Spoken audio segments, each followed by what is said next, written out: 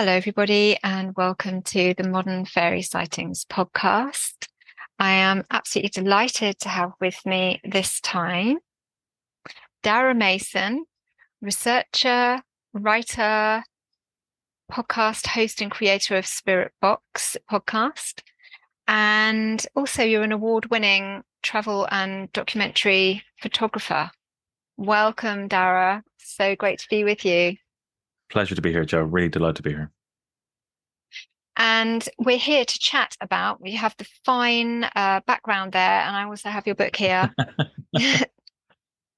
Yeah, Your yeah. Dartmoor book, which, I mean, we've just been having a very quick chat about it because it's the first time I've been able to, give you my congratulations on, and it really is an excellent book, and it's a great read, like from start to finish. It's a really excellent read.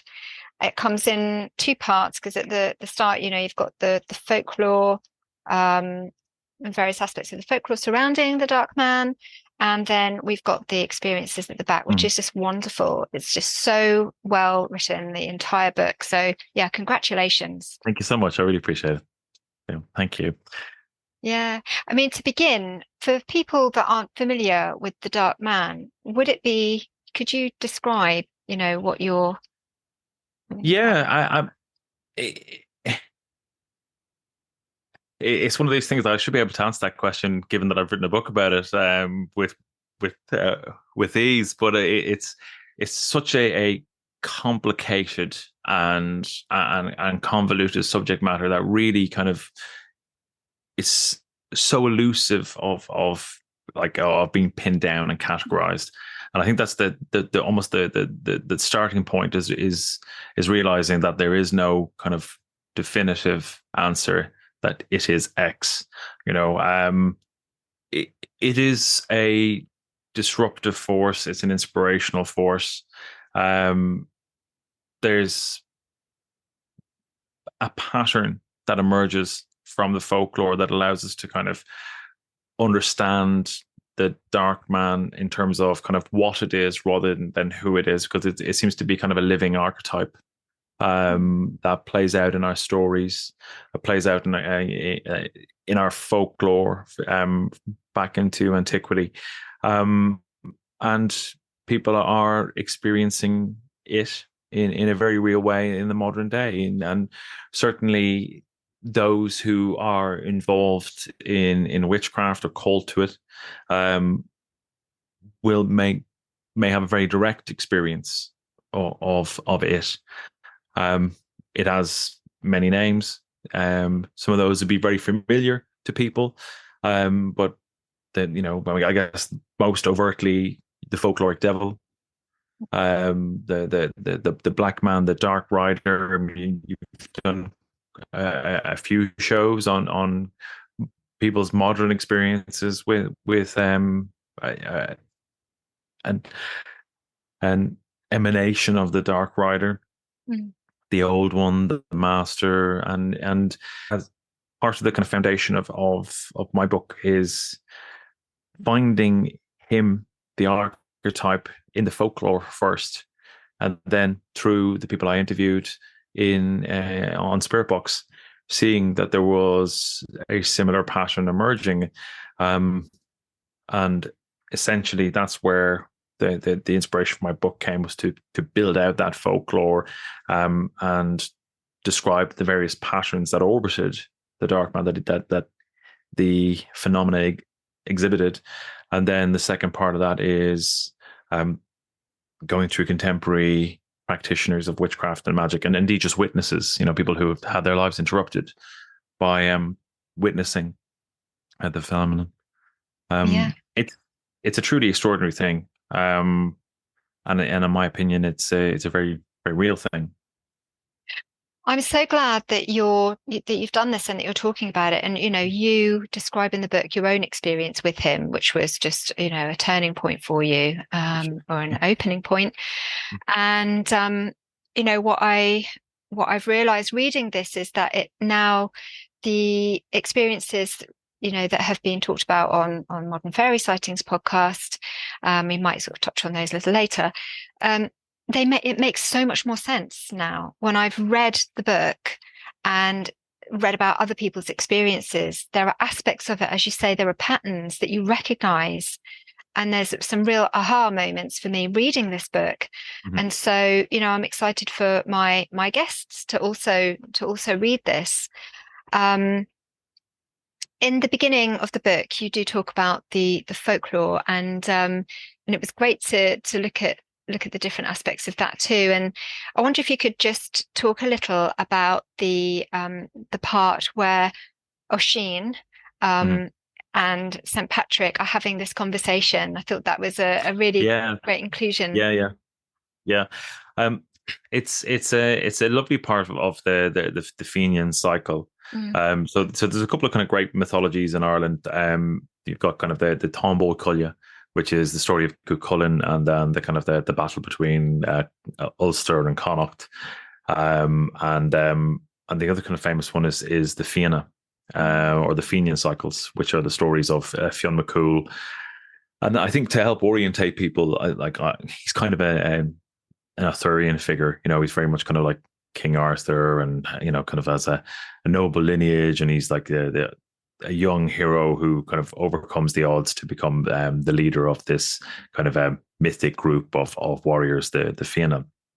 And the earliest compilation of the Fenian stories is found in a kind of a collection of book called An Column na Shanarach, which roughly translates as the colloquially of the ancients, or the old men, and that's made up of 3 manuscripts.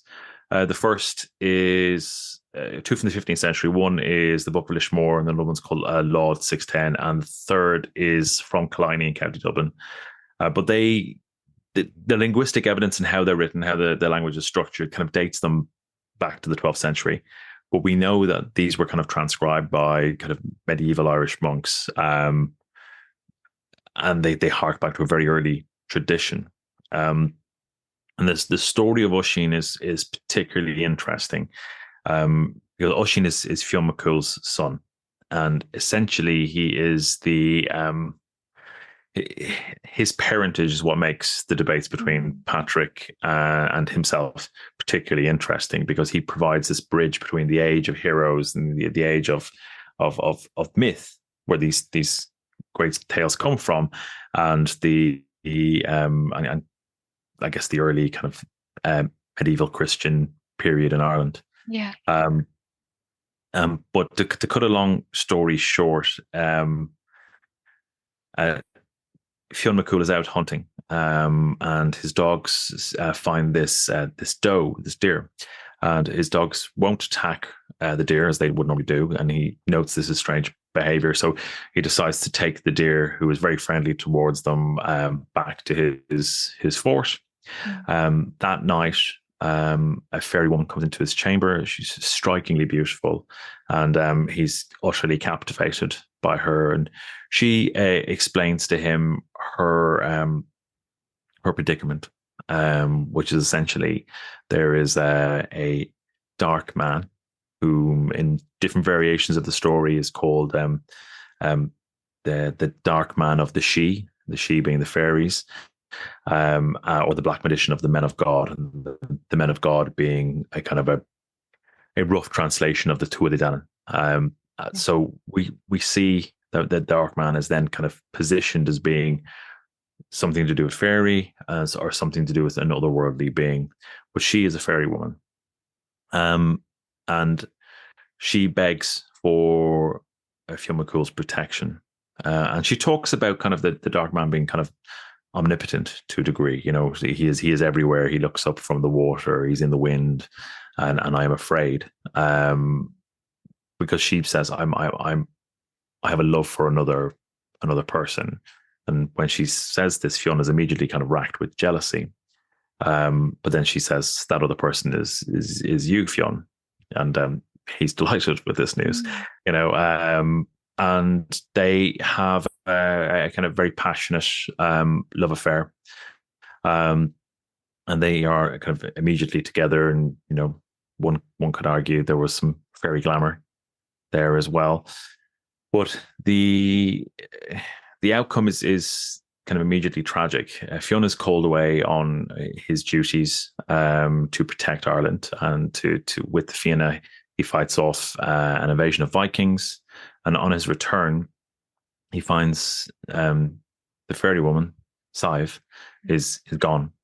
And what happened was Sive went out to greet what she thought was Fionn, but it was actually the Dark Man who had shapeshifted to appear as Fionn. And when she ran out to meet him outside the protective boundaries of the fort, he transformed into the Dark Man, touched her on the head with a hazel wand, and she transformed back into a deer, and she was never seen again.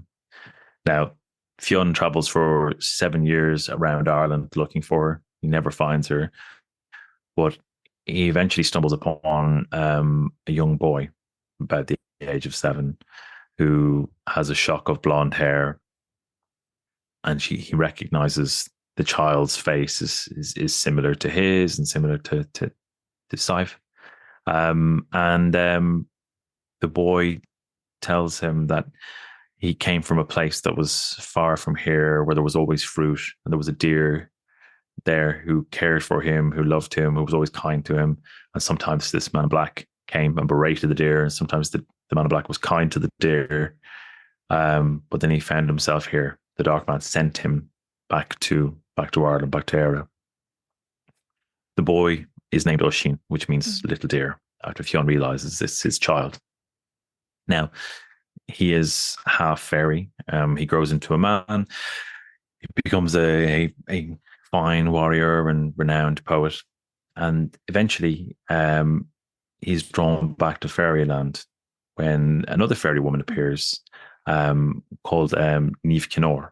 And that means Niamh, the head of gold. So she's, again, a beautiful fairy woman with long blonde hair who rides across the sea to the Fianna and approaches them while they're out hunting deer, as that they seem to be always doing.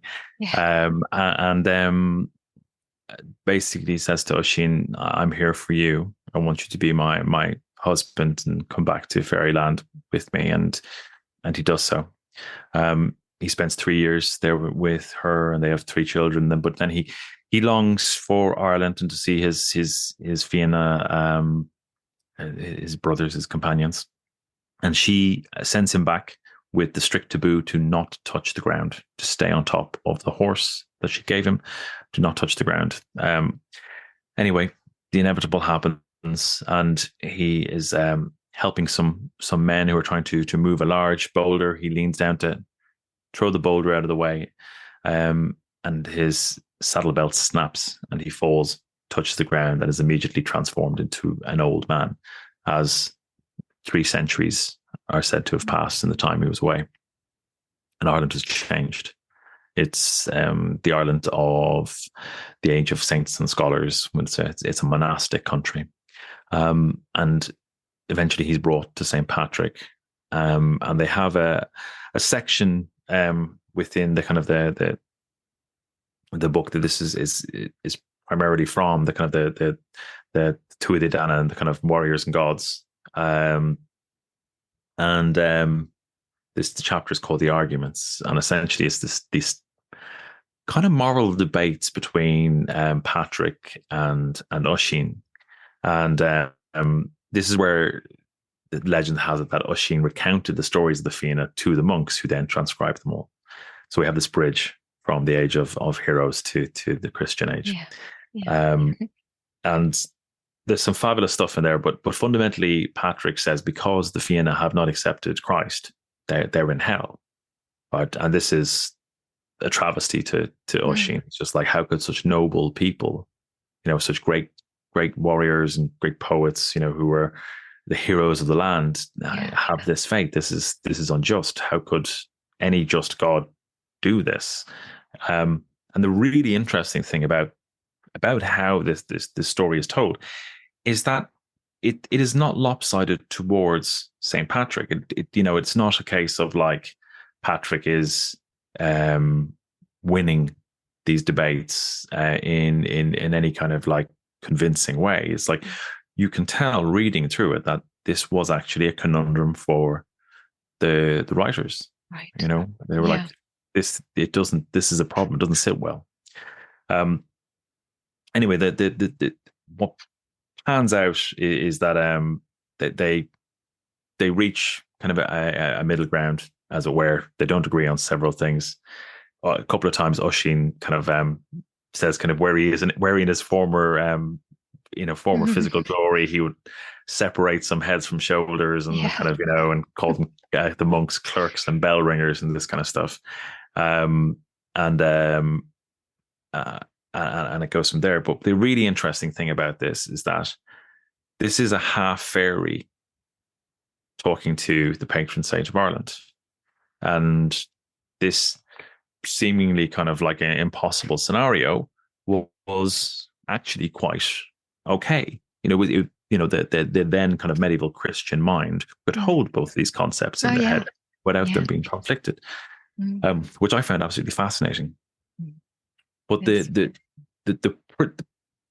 a couple of aspects in the story that are really interesting, and like first off, we have the instance of the kind of the shape shifting from deer into fairy woman. There's a couple of instances of that happening in kind of well-known stories. There's another one with the Fianna, where Don Dove, who is the Lord of the Dead, and I argue in the book there seems to be kind of an overlap with Don Dove and the Dark Man. It seems to be a similar character. We get that by appellation, as dove meaning black. Bearing in mind kind of another phrase for the black man of the men of God would be on fire dove. Well, Don Dove tricked some of the Fianna to come to his otherworldly kingdom in the land of the dead by sending a fairy woman in the form of a deer for them to chase, and led them into the land of the dead. There's another poem called Baffland, which is a 12th century poem in the Metrical Dinchakas, which is a collection of books kind of giving the mythological names, how the stories of how places got their names from a kind of a mythological perspective. It's like a pseudo history of place names in Ireland. And Baffland is a similar thing where these evil spirits have turned a woman into a deer and they hunt her across Ireland. So we have kind of a number of cases of this thing. And then you have a very similar thing happening with the witch trials, particularly the case of Isabel Gowdy, where they talk about the dark man appearing in the form of a deer. So we have the reverse.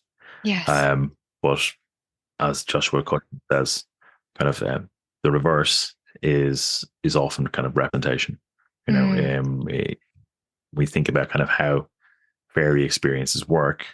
That opposite is a recurrent theme. But going back to Fionn, and this is where we kind of get the clues in the story and the clues in the folklore. So Fionn means white or fair-haired. So we have kind of the dark man, and his name referencing black, night, darkness, and his opposing human hero is the white one, the fair-haired. So we have this kind of dualistic play happening, and they are essentially the dance partners that, through the actions instigated by the fire dove, by the black men of the men of God, that bridge this gap between the Age of Heroes and Christianity, that we now have tales of this archetype going way back into Irish antiquity. And that's the fascinating thing I find about it, and it's carried by this hybrid being in Oisin. It's amazing, and also I think what was really moving, I think, was this sense that even for Oisin, then he was really lamenting the loss of the old ages before Christianity, and even then, and we mourn for it now. We're mourning for it now, and to think that even then the loss was clear. The loss was clear to them. I found that really striking, actually. Definitely. The dark man seems to encapsulate this sense of chaos. Okay, so he brings chaos to the fore. Yeah, that's one aspect of him. And I just wonder what you feel about you've been for sure you've been drawn to write this book. You've been called forth to write this book. There's no two ways about that. Yeah. Yeah. You've been told to fucking get on with it, actually, at one point as well, weren't you? Yes. People can read about that in the book. And, considering that you've been drawn to write this at this time, what do you think about that? What do you think? Because it seems to me that, he's coming up in all of these encounters. He's making himself known. Mm-hmm. I mean, we've got this age that we're going through where, I mean, one of the folklore tales that you look at is the Pied Piper of Hamelin. Okay. Mm-hmm. And, in this story, you have this strange man that, enters the town. Nobody knows who he is. He's dressed in these kind of colourful, the pied means that he's dressed in colourful clothing. One could say then, he might look like the fool. Okay, so if he's then kind of like the fool, and he's taken for a fool, as the story goes, by the mayor, who messes him around, who takes him for the fool, right? And there's a message there to beware to cross particularly strangers that come into your life, as all the folklore would tell you. But in this case, to underestimate what this man's capabilities are. So, as the story goes, he's hired kind of thing to lead the rats out of the city, which he does. And when he comes back for the agreed sum, the mayor deals him out of it. And then, the sad, horrific tale of him leading the children off into obscurity. And I, I'm looking at that and the kind of chaos that was brought to that place at that time, because we're still talking about it now, as you also say in the book.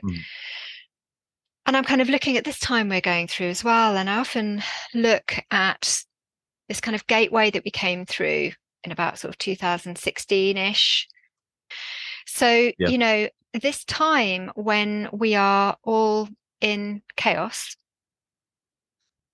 he has chosen to make himself known, the Dark Man. He is arising in all of us in so many different ways, and individually, but also globally. And, he clearly wants to be known. What's your kind of feeling around that? Was that something that was apparent to you straight away?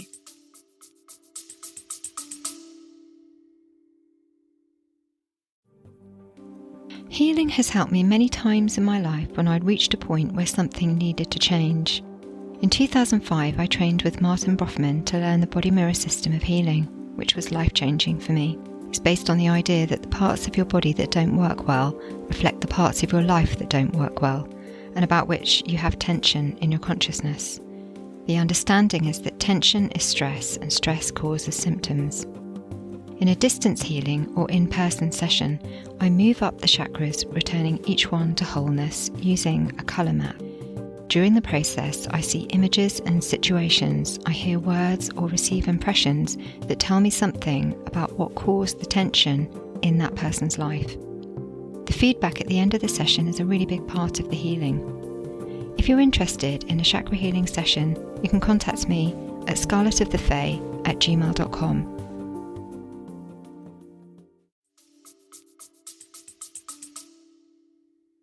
It's a really good question, and I think if I could approach the second part first, in terms of wanting to be known, that came through very clearly in a lot of the kind of meditation work that kind of I did with Michelle de Béziers.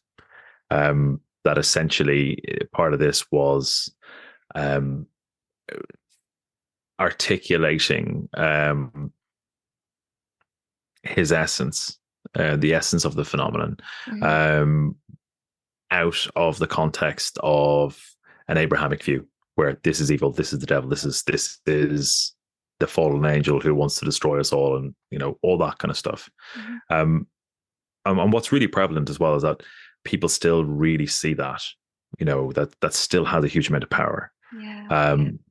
And while it is a terrifying experience, in my opinion, that's not what it is. And cards on the table, I could be deluded in that, and that could be a trick, but I don't feel it is.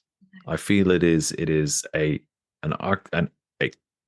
royal archetype that is working with us and pushing us in a way that develops our understanding of the world and our place in it, and the world beyond this physical world. And I talk about kind of non-dualism quite a lot in the book, and that really, for me, I think is the crux of what he is driving us towards. Sometimes that manifests through the storytellers, through artists, through inspiration, and kind of what they output and put into the world, and then more pointedly can manifest in that call and initiation into witchcraft, where the individual becomes that non-dualistic living metaphor that bridges the world here and the other world. And I think the ensuing chaos is indicative of something going on there to this, because the dark became very much apparent to me in lockdown. So when the whole thing kind of erupted, I was drawn to the subject area. I'd been pulling out the kind of dark rider stuff back around 2017, 2018, where I started to kind of pick all these themes up in the fairy lore and go, this just comes up again and again, and the king of the fairies is very similar to the dark rider.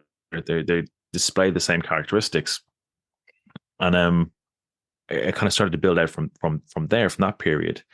But when we had this explosion of interest in magic, which seemed to occur around 2020, and from there it snowballed in terms of my interest and kind of what eventually became my book in terms of the areas I was researching. But one of the themes that came forward in the book is that part of his MO, or at least part of what he does, is reconfigure through how he changes culture. And I think a good example of that is the kind of the witch trials and the Scottish witches. If we examine who those people were, where their station was in that kind of socioeconomic hierarchy, it was pretty low. They were serfs, and very much at the whim of the whim of the harvest and the whim of the landlord. That they really lived in very challenging times with a virtually zero stability. And he gave an ability to challenge the rule of the landlord. So he challenges this orthodoxy through empowerment, through magic, right? So I think it's a similar thing, like we actually, if we look at our society, there's a lot of very rigid belief structures. There's a lot of taboos, irrespective of where you kind of sit on kind of like the political divide. There are taboos, the subjects you don't talk about, and the Darkman kind of attacks all of those through art, through story, through absurdity. He attacks convention.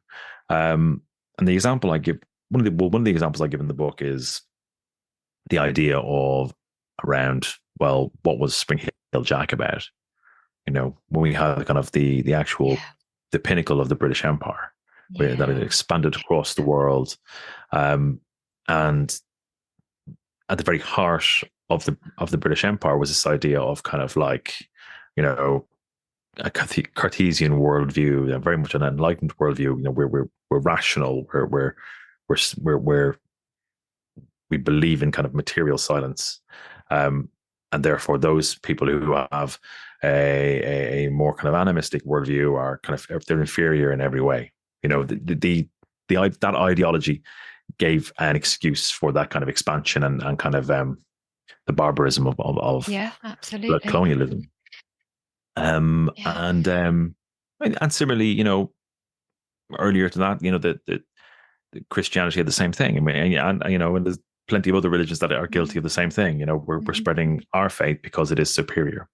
And through things like Spring Hill Jack, where you have this strange being kind of bounding 9 foot, 12 foot into the air, breathing fire into people's faces, ice cold to the touch, terrorizing London, the center of the British Empire. Yeah.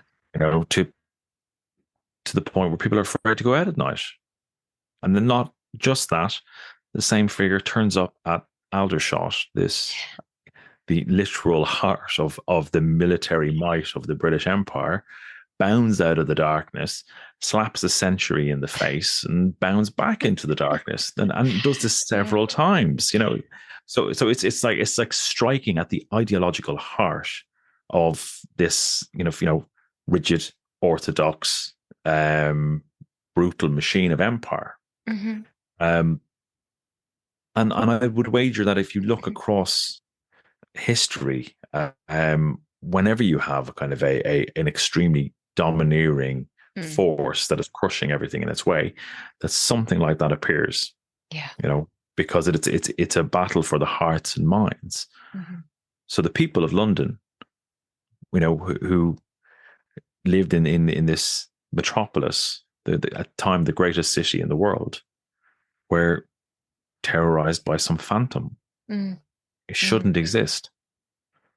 And that's where he gets into the heads of people and is like, well, maybe there is something, because as you said, they had left, their rural landscapes and thought that they'd sort of left the devil behind. And no, you need to stare that in the face, basically, and have a deeper understanding of that. And it's so he kind of turns up as not the antidote to that, but as you say, the breaking down of these ideas that we can go on and on without considering these other forces that are apparent. We can't just ignore that in our lives and see ourselves as what they saw as a civilized society, and we can see now that it's not a civilized behavior whatsoever. It's the exact opposite, and this is what he's kind of this is what he's turning up to do. To show that for what it is. Another aspect that you touched on there was, in the witch trials, and something that came out of that, and of course, was with the witness accounts of sexual encounters, and in your book, at the back where some of the experiences tell their stories, this is something that comes up again and again, and I feel that's really interesting, because although we have the stories from the witch trials documented, we don't often hear, unless you're specifically interested in that area and you go and look up esoteric books in that area, you don't often hear about those encounters, because of course you're not going to read about that under cuss, because they wouldn't have collected those, or at least made those available to people, particularly if the children themselves were collecting stories from their relatives. They wouldn't have caught those kinds of stories of encounters. And this is something that is really enlightening to hear, because women may not talk about those encounters. Were there encounters like that with men too? I meant to ask you about that. Yes, there are. Not with the Dark Man, but with the kind of the Queen of Elfheim. The of course is the Dark Mother. There's the famous case of Andrew Mann, who was another Scottish witch, who was tried, I think, when he was in his late 70s, and then part of the transcript of his trial is that he begot diverse barns. He had many children with the Queen of Elfheim. that had been all his life. Yeah. And again, we go back to story, and you've got Thomas the Rhymer talking about the same thing. Yeah. Yeah, that's right. Yeah. And people do have these experiences now. That is it's a difficult thing for people to talk about because we're bereft, broadly speaking, we're bereft of any kind of like framework to discuss this in, to understand it. Which is why discussing it is important, because it is simply more prevalent than people think. It's like the amount of people who've reached out to me with their stories from all walks of life. Who just said, when I was 7, I saw a dark figure walk through my room, stand over me, and I know it's always been there. That kind of thing. To far more explicit encounters that have been very difficult to articulate and understand, but eventually through the right help have become positive things and have brought richness into people's lives. And we see through the folklore and through accounts like the Scottish witch trials that this has been going on forever. That's right. Yeah, they're really powerful accounts, and I'm left wondering whether there may even be men who've had experiences with the Dark Man. I'm sure there are. Who again, may not have been able to talk about it. Yeah, the accounts themselves are really wonderful to read, and as in the experiences accounts at the back of the book. Of course, we have Jessica Mitchell in there that we both spoke to, and her experiences, and there are some other people that I'd spoken to on the show. There was one woman who had talked about seeing Anubis, and this is another being that you speak about in your book too. Can you talk a little bit about Anubis and his relationship to the Dark Man and all of this? I mean, it seems to be a manifestation of the same current, and this is when we kind of get back to the kind of how we started the conversation with kind of, it's what rather than who. And we seem to have kind of avatars across the world, or that display the same characteristics that we can recognize. But Anubis is kind of another one of those figures, and again, that takes us way back into antiquity. And the primary things when we look at Anubis and kind of his associations and kind of what he was deemed to be the kind of the deity of, he's also a therianthropic figure. He's half human, half animal, and this is one of the significant things that we find again and again and again, is these emanations of the Dark Man displaying repeatedly as part human and part animal, and that's very significant, because again, I view that as analogous to non-duality and articulating that our separation from the natural world and all the living things therein is one that is a total construct and isn't serving us. I know it's slightly tangential from what you've asked me, but it's important context, because that's another thing. And when we talk about the idea of this is the devil and this is evil, then why is this figure posing moral questions? Why is it asking, what are your values? Why is it telling us that your relationship to nature is one of stewardship, one that you are part of, that you have a duty to, not over, and that is in direct opposition to an Abrahamic mindset, which is these are things that we have lordship over, that are ours to do what we see fit with. I know there's nuances all there. I think people can labor them if they wish, but broadly speaking, that is what I think is very important that therianthropic figure represents. But equally with Anubis, we've got connotations with death. We've got the blackness.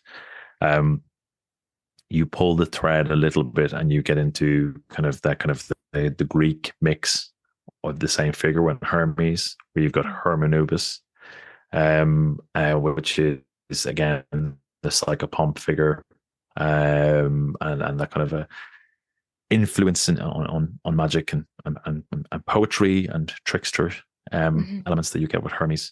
So we see kind of the fingerprints of the same pattern exhibited by the dark man in the British and Irish folklore. Yeah, reaching back through millennia. Krishna too. Yes. Yeah, it was really interesting to read that, particularly in connection with blue beings who have turned up in some of the accounts as well. So that was really interesting to read that. And of course, this figure, this therianthropic figure, being present on the walls in Trafair cave as well. So, he has been with us from the beginning. Absolutely. It would appear. I mean, of course, we don't know exactly what it was they were getting at when they were drawing these figures, but it seems pretty clear that they were interacting with something powerful enough that these same kind of figures were appearing in caves all over the world. And then you've got other cultures. I was reminded of the interview I did with Jason Atomic, where he leaves an offering at the crossroads for Papa Legba, and then I don't know if it was the same day or the following morning, he sees, this old man walking across the road with this stick, and he's never ever seen this guy before, but he fits the description of Papa Legba. So wow. you've got the essence of him coming up in different cultures all over the world, and our interactions, even though we might not call him the dark man. And this is why this book's really important, because we start to join the threads together, and I think you're probably going to need to write a book 2 and a book 3 the way that things are going, because I'm sure you are gonna get people telling you their encounters and getting these realizations. And I guess that is what this time is about too, and that's what he asks us to do, is to make these realizations. That's exactly it. It's to put these, the book in itself and what is contained, the ideas that are contained within, that they will act as nodes. And equally, shows like mine, shows like yours, they are nodes of enchantment. The more people engage with this information, with these ideas, the more they kind of are drawn to those currents, and those ideas become more articulate. They get more presence in the world, and a huge amount of what is in the book, like I was very led to those things, and like it's not an easy thing to talk about, because it sounds very woolly, but it's like I can only say that was my experience, and I'm pretty sure there will be more, Could you tell us your experience, your own personal experience with the Dark Man? I'd love to hear that. Yeah. Sure. Well, like I said earlier, it started with the folklore, and I started noticing the pattern emerge. And in late 2020, I was looking into kind of ritual magic. I kind of been a peripheral person, for a very long time, and kind of dipping in and out and kind of doing my own thing without ever engaging with the kind of occult or esoteric community. And around 2017, I started to kind of, join some lodges, some magical lodges in London. Never really went anywhere with it. Lockdown happened, and that moved into moved into different kind of online magical groups. But I was doing kind of some pretty, basic stuff around building kind of your energetic body, building your body of light, through various different kind of meditative practices. But one thing I was doing was called the middle pillar, which would be familiar to most cultists. And basically something happened doing the middle pillar, which just doesn't normally happen. And it was in the room I'm sitting in now, actually. But what happened was the middle pillar, you kind of breathe in kind of energy through various kind of through your crown and kind of illuminate chakra points as you're going through it. And I started that, and then my internal world just changed, as in I had this extraordinarily kind of immersive vision, this experience where I was kind of facing this wall of fire that it was extraordinarily vivid. Now, I don't really have a lot of problem with visualization. It comes pretty easy to me, but this was it was different. Like it was almost tangible. I could feel the heat. There was an eye staring at me, and that eye became kind of morphed into a black silhouette of quite kind of muscular being, and then these two very large wings appeared behind the being. And essentially, it was this jet black silhouette, and it communicated with me. It showed me the sigil of Lucifer, essentially identifying itself as Lucifer. And then it took off, like vertically jumped, and I kind of went with it. And it was again a really somatic thing. It was just like I felt like I was like rushing up, again like a super fast lift. Like kind of that weird feeling. It was exactly like that. And to be frank, it just terrified me. I was just like, I've been up more like a Jew here. I don't know what to do with this. And I didn't really speak about it for a couple of months. I just stopped everything, and I kind of withdrew from any magical practice, and that was it. I was kind of okay. I'm parking everything. A couple of months later, I spoke to my friend Eddie Sursa. Told her what happened, and she was like, "That doesn't really happen." I'm like, "Yeah, I know," but and was basically kind of like, "Only I know it's you." I'd say that's bullshit. Well, pointed me towards Michel de Vezes, and who was a kind of a deeply psychic person, and is now kind of she's a practice where she helps people who have kind of similar experience or kind of like abilities that kind of may have been latent and kind of just suddenly manifest to help them work through that. She works with her ancestors, and really has extraordinary insight. Truly staggering. I mean, it would be a case of I'd be thinking about something and I get a voicemail and it would be Michelle recounting exactly what I was thinking about. Like that would happen very regularly. And over, I guess, the period of 2 years, we worked together regularly on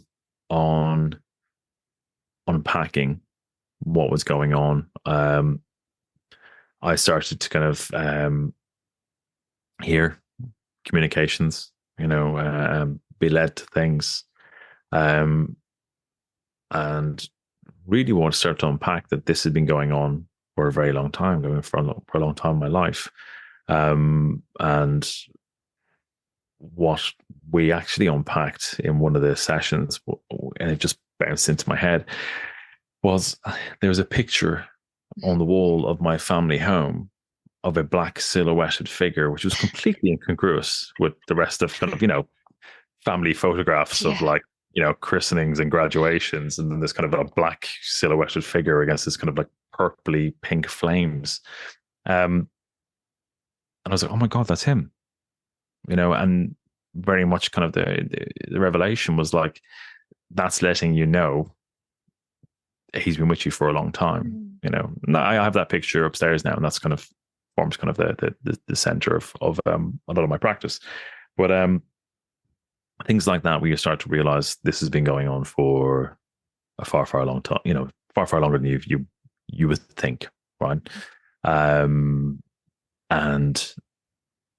it was just kind of the appropriate time for me to, I guess, get switched on and gently nudged into this area. But you know, if you look at my photographic work, they've always had kind of like edgy stuff that I've been drawn to photograph. So it's always been in me in that regard. Mm. So that's kind of what happened in terms of the vision. But I've had, you know, other encounters where I could envision him as this, you know, huge being. You know, through his body, I could see the stars and the cosmos, you know, and these would be genuinely like encounters that would make me feel weak, you know, where like trembling with awe and, you know, with fear, you know, at being in the presence of something like this. Mm-hmm. You know, and then I looked at, like, again, clues that it's always been with you. I looked at things like the photograph that is essentially the spirit box icon in the background.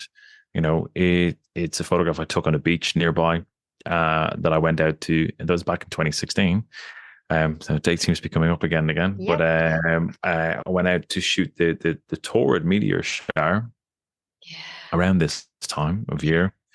And was setting up my camera. And one of the things I used to do is I use a red head torch and then using a remote control, get it to judge distance. So I know everything beyond if the torch is in focus, then I know everything behind me is in focus. So I get tack sharp stars, right? That's what I was doing. And I got this really interesting effect of the kind of the torch made this kind of circle and kind of this hexagon shape. And I was like, oh, that's really cool. So I'll have to play with that. And did a couple of shots. And what we have is a headless being with a light of illumination where the forehead should be, you know, with the stars seen through a dark body. And that was long before I started talking in kind of earnest or even understood or were aware of those kind of magical concepts around this current. Yeah. You know, so that's the kind of the trickster nature in it as well. You know, Definitely. It's like, you thought those were your ideas? Exactly. Yeah. You know? Yeah. Yeah, they weren't, you know, so like that kind of stuff. Yeah.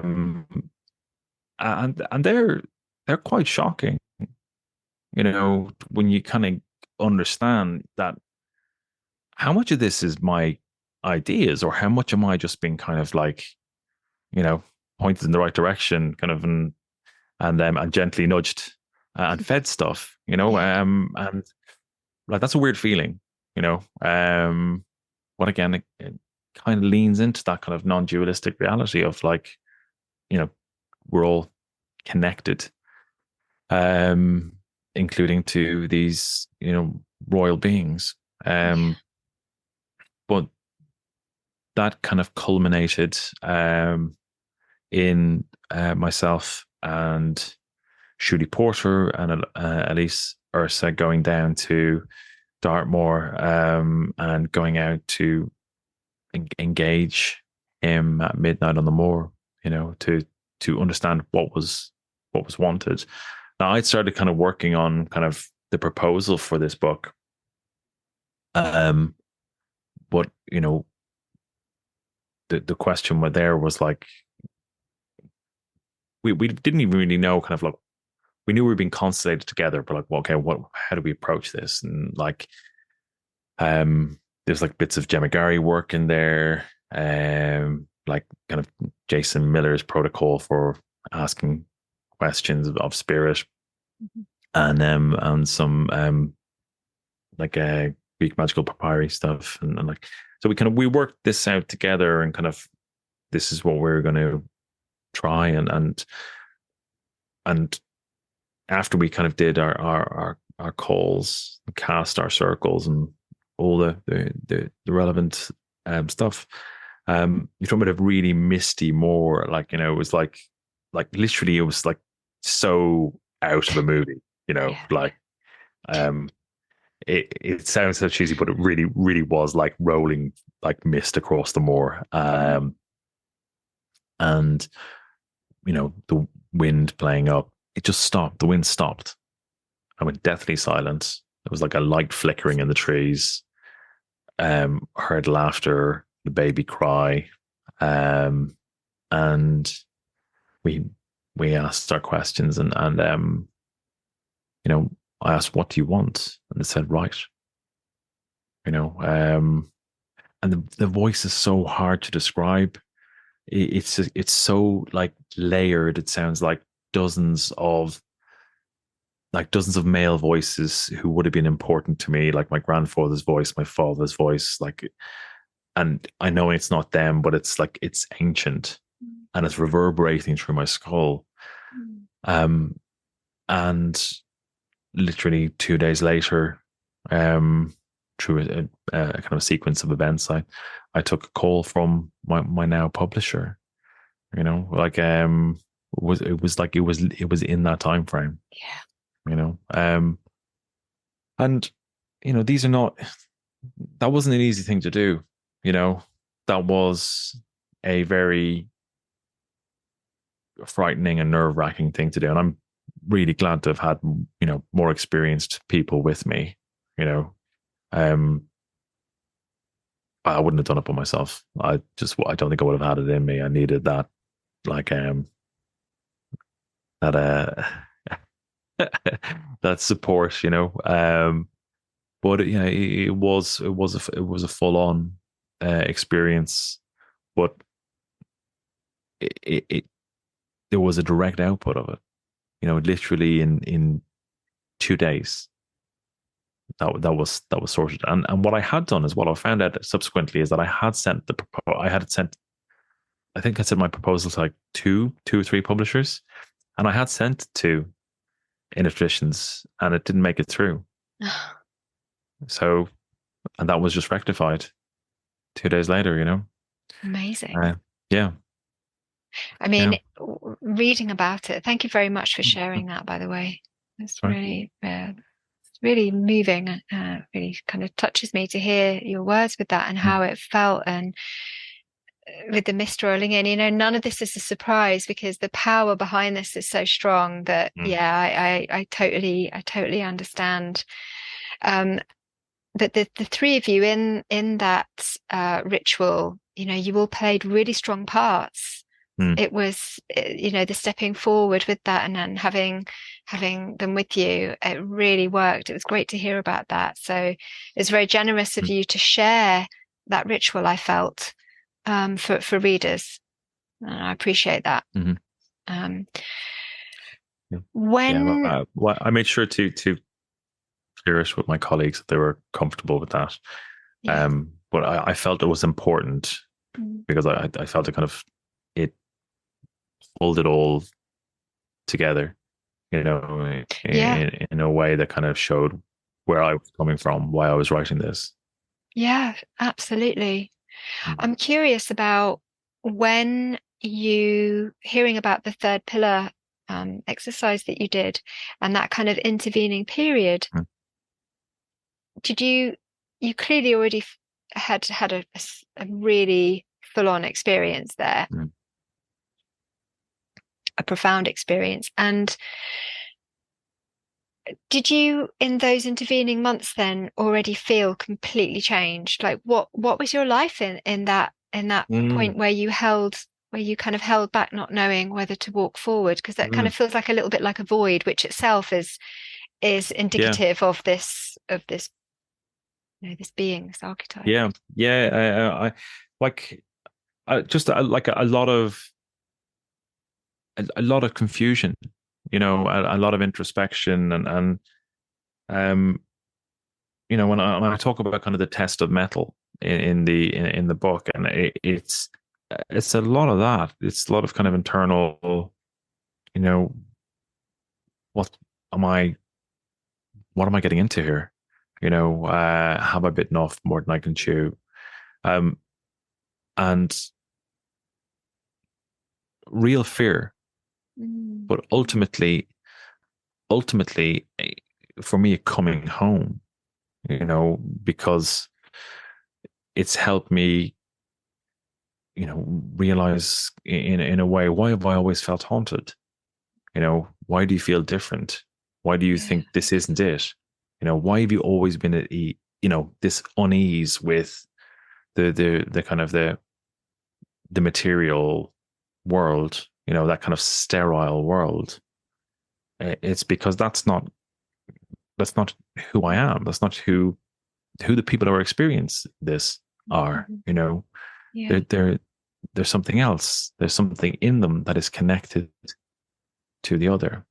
And that realization and becoming eventually comfortable with that realization, that's that's part of me dying. It's part of the old me dying, and something different, coming to the fore, and being comfortable with that. you know and like we were saying, like, the fear of the quote unquote devil, fear of witchcraft, these are very real things for people that still have potency. People still have a very strong reaction to this stuff. And I get that. But equally, this has been an very, very liberating thing, hugely liberating thing. Like, I'm grateful for it. Yeah. And in doing so, you're liberating others too, because so many other people can really relate to Mhm. what you're saying, that sense of feeling alone, Mhm. feeling not the same. And this goes back to being even small children. We can Yeah. really feel that even just in the playground. We're just feeling different. We're not there's a sense of something that Mhm. is other, and it's Yeah. never really named, or if it is, then it's kind of in a really kind of negative sense. Mhm.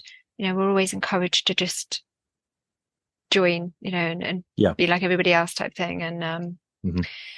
yeah, it's very liberating for Mhm. people to read this book and understand a lot more about themselves, and that this sense of being changed. It Mhm. also makes me think of uh, Jessica Mitchell's experience of when she says that she walked up the tour with one person and came down that tour, a Mhm. different person. Yeah.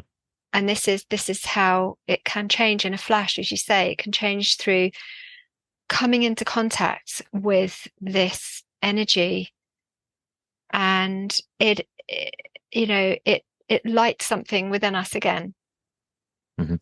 Yeah. and sends us on a pathway. In the folklore about Jemmy, I thought that was really great. That first of all, he doesn't have a story to tell, um, the dark man, and Yeah. then he goes in to darkness and danger, and even facing death, and it is through the suffering, actually, that he then, when he comes back, he then Mhm. is able to speak from that place. And I think Yeah. we all Yeah. do that, and in effect, that is exactly what we're all going through right now, and facing this horror in the world, Yeah. what we're seeing. Mhm. um this is a time that lots of personal things are coming up for people too, and we're being faced with that. But as a kind of, Yeah. as a global community, to face that suffering and that horror, what do we take from that? Because there will be a lot, and I wonder what that means for Yeah. us going forward. So it is Yeah. you know Yeah. I think it goes back to your point around, like, why now? I think, and the impact of being kind of like decoupled from socioeconomic structures, of being kind of consumed by them, your whole mental framework and mindset being, well, this is it, this is the way this is, and that mental state, that framework, that construct that allows for the horrors that we're seeing in the world. That gives a window and context. Well, it's like that because of this. That these appalling things that are in the world are given license by certain mindsets. And the dark man experience, and so what I described, what Jessica described, and many others, is a twofold attack on that. One, your kind of like your kind of ontological structure is utterly shattered because you've met the other. You've seen something and witnessed something that shouldn't exist, like shouldn't exist at all. And two, kind of your understanding of what that is supposed to be in the context of, Western or more broadly Abrahamic thinking seems to be completely wrong. And I don't say that in a way that's naive. These things are dangerous. But equally, if we look at an angel in its context that shines so bright, its light will consume you. Yeah.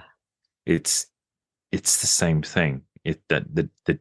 The danger is in being up against something that is, or witnessing something that is that kind of other, that it is almost consuming. You get lost in it, destroyed in it. But yes, it's that kind of the cracking of the ontological shock of what is real and what's not. All of a sudden, that's gone.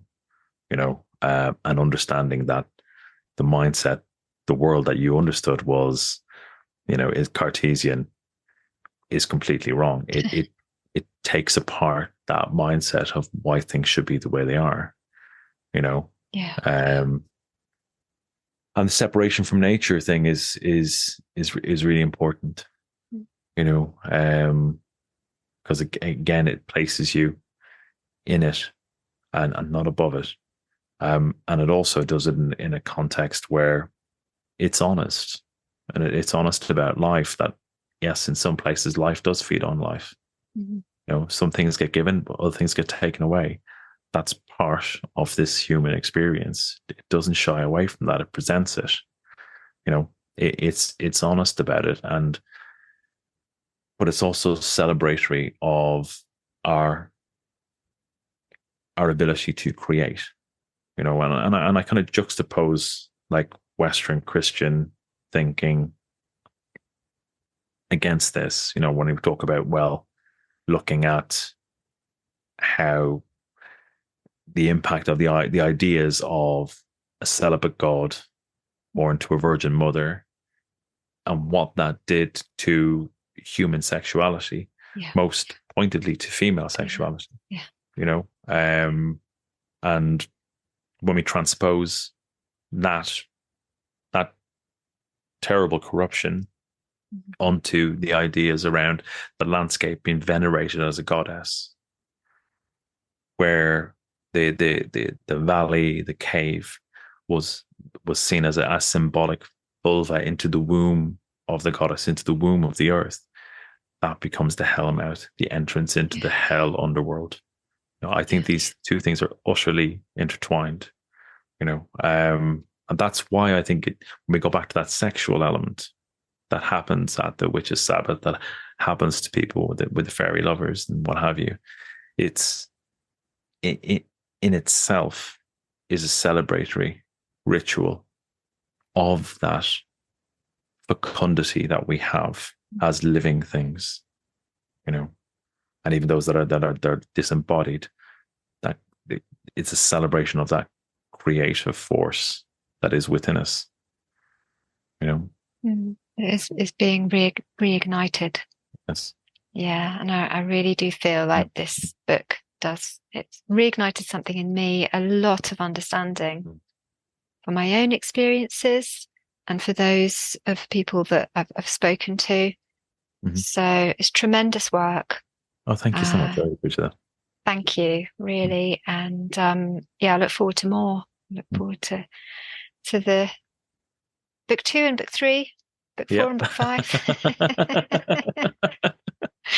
No, it'd be great. Yeah. So thanks again, and for My sharing pleasure. everything you have this evening, and good luck tomorrow night with the release, because you Thank have you, your Joe. release. Yeah. Thank you very Yeah, much. Yeah. Yeah. that will be awesome Yeah. too. So yeah, Looking forward yeah. to it. Do you think you might do workshops on the Darkman in the future? That would be really cool. Do you think that I might think happen? so. Yeah, I think so. I think I'd have to kind of figure out, what I can say that is or give that is useful to people. You Mm, know, because like I'm not like an authority on kind of like the witchcraft aspect of it. Although that is part of my personal practice, I wouldn't in any shape or form consider myself an authority in that. There's far more pertinent teachers. I mean, off the top of my head, Robin Arvison is incredible. Gemma mm, Gary is incredible, but there are many more. If people are interested in that type of interaction yeah, with the dark man.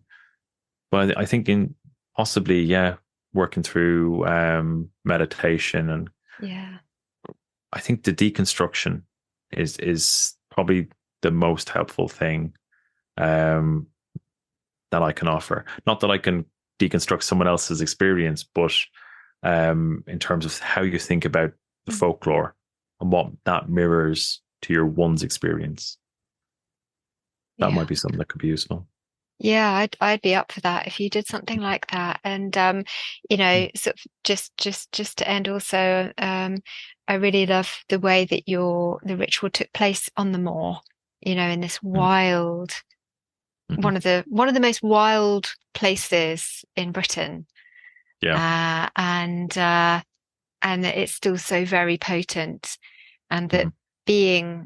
being there, seemed to be a great place for him to come forth in the way that he did. And it kind of encourages me to perhaps even seek him out in those places too. And there might Mm-hmm. be people watching this or listening to this who have had experiences in a similar way to you in these wild places. So yeah, I look forward to reading more about these encounters. And thanks again, and she'll speak to you soon. Thanks, Joe. Thanks for having me.